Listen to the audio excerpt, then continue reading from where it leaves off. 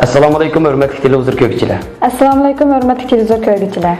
Uyghur televiziyasının kündəlik xəbərlərini görüşünüzdən qarşı alırıq. Aldırılan xəbərlərimizin mühim məzmunlarını tanışdırırıq. Amerika Dövlət Məclisi əzaları Şərq Türkistanda kişilik hüququnu dəfsəndə qilish qatnaşqan Xitay şirkətlərini təkşürməkdə. Ürümçi şəhəri 7-ci aydan başlap Turalgı Cemaat Fondunu tapşırış asasi sanını tanışdı. Xitayning savdo urushdagi yangi ko'zlari. Mərhum Ustaz Baqi Hacı Yusuf haqqında. Tövəndə diqqətinizlər xəbərlərimizin təfsili məzmunlarında olsun. Amerikadakı BuzzFeed xəbərlər tori Amerikadakı Rockefeller vəqfisi, Princeton Universiteti, Kaliforniya hökumət xadimlərinin pensiya sistemasi qatarlıq vəqfə, pensiya fondi və universitetlərinin Uyğur rayonunda kişilik hüququnun dəfsəndə qılınışı qatnaşıyotqan Məgvi, Şentang, Xaykangdakı Xitay texnologiya şirkətlərinə məbləğ sağanlığını aşkarlagan. Bu ahval xalqaro kişilik hüquq təşkilatlarının və Amerika Dövlət Məclisi əzalarının alohida diqqətini qo'zg'agan. BuzzFeed xəbərlərinin 11-iyundakı xəbərdə bildirilishicha, navbatda Amerika Avam və Kengash palatasının bəzi əzaları bu o'rinlarning Sharq Turkistonda mashg'ulot elib berayotgan Xitoy texnologiya shirkatlari bilan bo'lgan munosabatini qayta ko'zdan kechirishga undagan. Yuqorqi Xitoy texnologiya shirkatlarining Xitoy hukumati bilan hamkorlashib, Sharq Turkistonda yuz to'nish apparatlarini o'rnatishi, yerli xalqlarga qarata umumyuzlik digital taqib sistemasini yo'lga qo'yishi kishilik huquq tashkilotlarining va Amerika Davlat Majlisi a'zolarining zo'r andisini qo'zg'ab kelayotgan masalalarning biri edi. Amerika Kengash palata a'zosi Marco Rubio BuzzFeed xabarlarga bergan bayonotida Xitoy 30 trillion dollarlik Amerika sarmoya bozoriga cheklimsiz kirish imkoniyatini suiiste'mol qilib, o'zining harbiy tahdidi, josuslik harakati va qo'rqinchli kishilik huquq dafsanchiligini sarmoya bilan ta'minlamoqda. Ammo buning xotimi berish vaqti keldi degan. Kishilik huquq mutaxassislarining ilgari surishicha, Amerika Davlat Majlisi a'zolarining bu masalaga diqqat qilishi kishilik huquq dafsanchiligining javobgarligini surishtirishdagi muhim bir chiqish nuqtasi ekan. Amerikadagi Uyg'ur kishilik huquq qurilishining oliy darajalik tadqiqotchisi Henry Shajiviski yuz tonish apparati, ko'z tonish texnikasi qatorliq har xil kuzatish apparatlarini o'z ichiga olgan taqiqlash texnikasi Sharq Turkistonlik Uyg'urlarni bostirishda ishlatilayotgan xalqlik qurollarning biridir. Shunga bu shirkatlarga qarshi ma'lum tadbirlarni elish, bu rayondagi bostirishlarga xotima berish yo'lidagi muhim chiqish nuqtasidir deganlarni bildirdi. Lekin Henry Shajiviskining qarashicha, bu vositalar Sharq Turkistondagi kishilik huquq dafsanchiligining javobgarligini surishtirishga yetarli emas ekan. U yer shari Magnitskiy kishilik huquq qonuni, yer shari diniy erkinlik qonuni, Amerika hukumatining qo'lidagi unumli vositalar bo'lsa-mu, lekin uning nishonliq shaxslarga qaratilganligi, hozir maxsus Uyg'urlarni nishon qilgan bir qonunga ehtiyoj borligini bildirdi. Henry Shajiviskining ilgari surishicha, Uyg'ur kishilik huquq qonun loyihasining tezroq ma'qullanishi zarur ekan.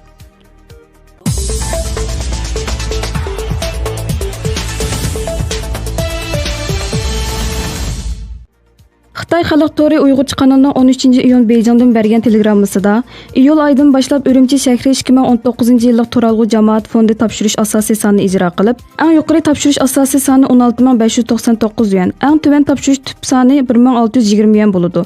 Yaqinda Ürümçi shaharlik Turalgı Cemaat Fondini boshqarish markazi Ürümçi shahrining 2019-yillik Turalgı Cemaat Fondini topshirish asosiy son nisbati va oylik topshirish summasining yuqori tuvan chekini tanishish to'g'risidagi uqtirishni besib tarqitib, 15-iyundan 31-iyulgacha Ürümçi shahri munosib tanishish xizmatini ilib boradi ekan. Turalgı Cemaat Fondining oylik topshirish summasi ikki qismdan tarkib topgan. O'rinlarning oylik topshirish summasi bilan shaxslarning oylik topshirish summasi, bu ikki turlik topshirish summasining hammasi ishchi xizmatchilarning shaxsiy Turalgı Cemaat Fondi ischottiga kirgizildi ekan.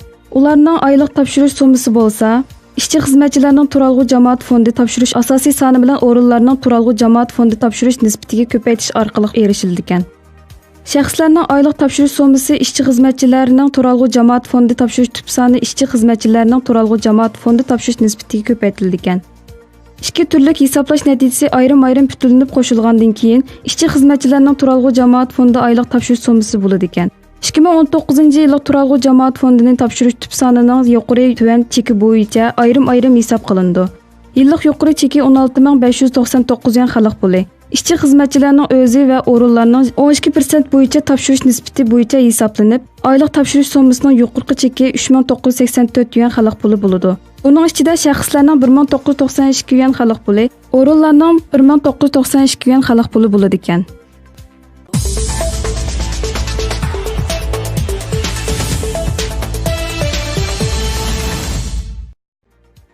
Amerika bilan Xitoy savdo urushining kuchayishi bilan Xitoy Amerikaga qarshi yangi ko'zir qo'llanmoqchi bo'layotganligi, shundaqla Xitoy kontrolligidagi oz uchraydigan tabiiy qazilma mineral moddalar ekanligi bildirilgan. Xitoy axborot vositalarida Xitoy Amerikani dunyoda oz uchraydigan tabiiy qazilma mineral moddalarning eng ko'p ta'minlaguvchisi sifatida tahdid solgan. Az uchraydigan tabiiy qazilma mineral moddalar bo'lsa, 17 xil magnit va o'tkazuvchan qazilma boyligini ko'rsatadi. Bu moddalarning ko'p qismi texnologiya aslahalarini qo'zg'atish roliga ega bo'lib, bu moddalar aqliy iqtidorli telefon, qo'l kompyuter va aqliy iqtidorli yangratqularni yasashda eng muhim zapchastlardan hisoblanadi. Tabiiy qazilma mineral moddalar boshqa davlatlarda ham topiladi ekan. Lekin bu moddalarni bexatar qazib chiqarish tez bo'lib, Xitoy bu moddalarni qazishda ishlatilgan odam kuchi azon va muhim bo'lganishga ahamiyat bermaganlik sababidan bu mineral moddalarning asosiy ta'minlaguvchisi bo'lib qolgan. Uningdan sirt dunyodagi tabiiy qazilma mineral moddalarning 3dan 1 qismi Xitoyda topiladi ekan. Hamda azon setish orqali boshqa raqobatchi davlatlarning bozoriga ta'sir yetkazgan ekan. Bu moddalar texnologiya asalaridan sirt Amerika qo'llanayotgan muhim qurol sistemalarida muhim rol o'ynaydi ekan. Oldingi yili 5 burchakli bino Trumpga tayyorlagan dokladga asoslanganda Amerika bu moddalarni lazer, radar, sonar, qorong'ulikda ko'rish sistemasi, boshqarilgan bombalarning boshqarish sistemasi, ko'rish aeroplanlarning motor qismi va o'q o'tmas mashinalarni yasash uchun ishlatadi ekan. 2014-yildan 2017-yilgacha Amerika import qilgan oz uchraydigan tabiiy qazilma mineral moddalarning 80% Xitoydan kirgan ekan. Shunga analizchilarning faraz qilishicha, oz uchraydigan tabiiy qazilma mineral moddalar Xitoy qo'lini oladigan bir koziri deb qaramoqda ekan.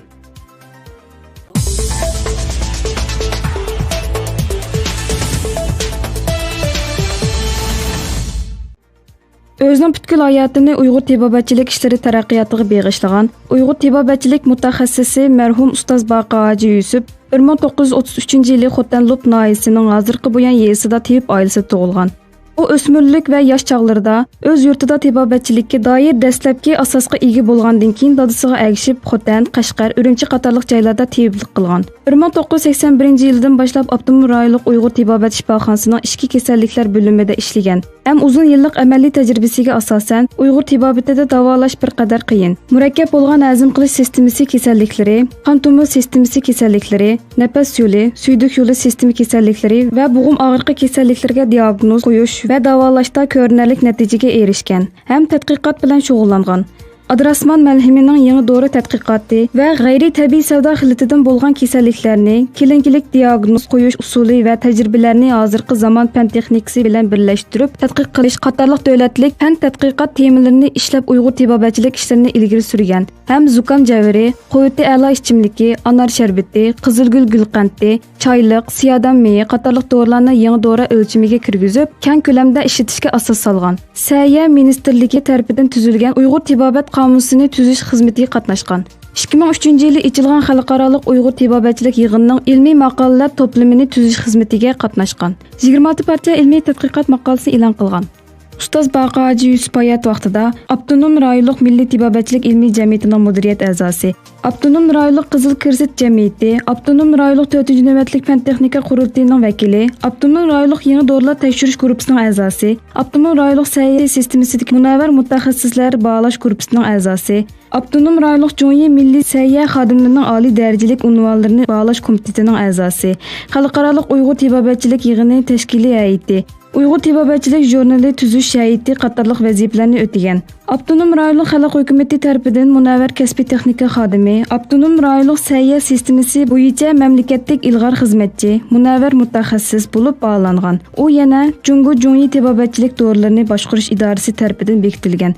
Uyg'ur tibbiyat aspirant yetakchisi, Abdunum rayonlik Milliy tibbiyatchilik ilmiy jamiyatining faxriy raisi edi. Mərhum Ustaz Baqa Hacı Yusuf 2014-yili 4-ayning 11-kuni Urumchida 82 yoshida vafot bo'lgan. Mehribon Allah mərhumning yotgan yerini jannat bog'chilaridan qilib bersin.